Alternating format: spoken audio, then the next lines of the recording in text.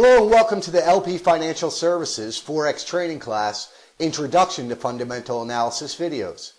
In Lesson 2, Concepts of Fundamental Analysis, we see that fundamental analysis is a method of forecasting future price movements of a financial instrument based on economic, political, environmental, and other relevant factors, as well as data that will affect the basic supply and demand of whatever underlies the financial instrument.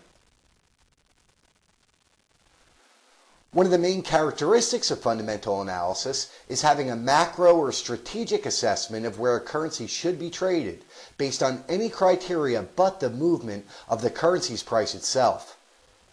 These criteria often include the economic conditions of the country that the currency represents, the monetary policy, and other fundamental elements. Most of us accept the precept that one thing causes another. Using fundamental analysis to predict price has that precept at its foundation and attempts to identify the causing factors. In this sense, the approach is intuitively appealing. When we look at the advantages of fundamental analysis, the first advantage is objectivity.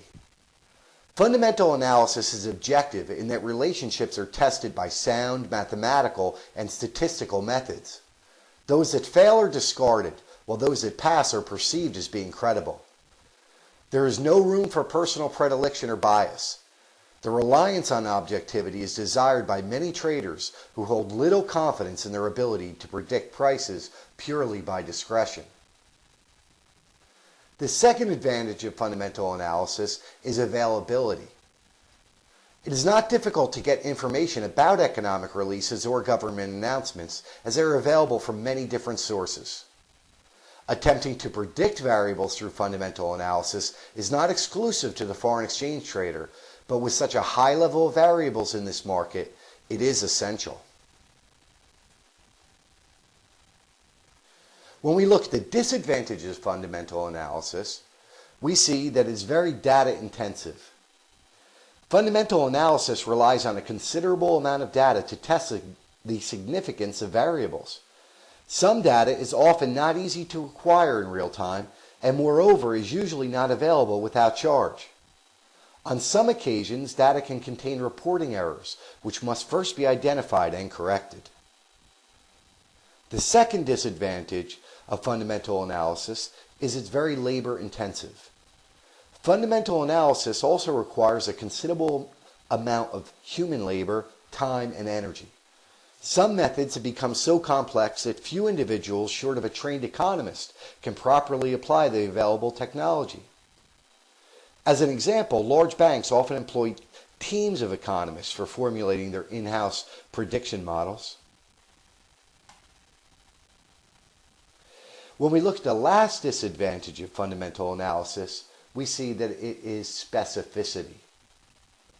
It is often difficult, even when data, time, and energy are available, to determine a relationship which is robust and which enables satisfactory price prediction.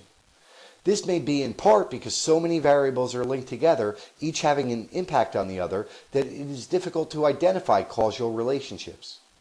You may very well spend a lot of time, money, and energy looking for a causal relationship and never find one.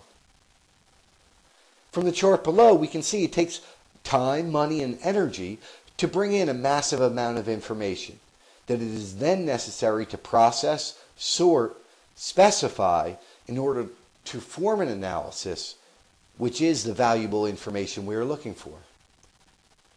This will conclude Lesson 2, the concepts of fundamental analysis. In our next video, we will move on to Lesson number 3, technical analysis versus fundamental analysis.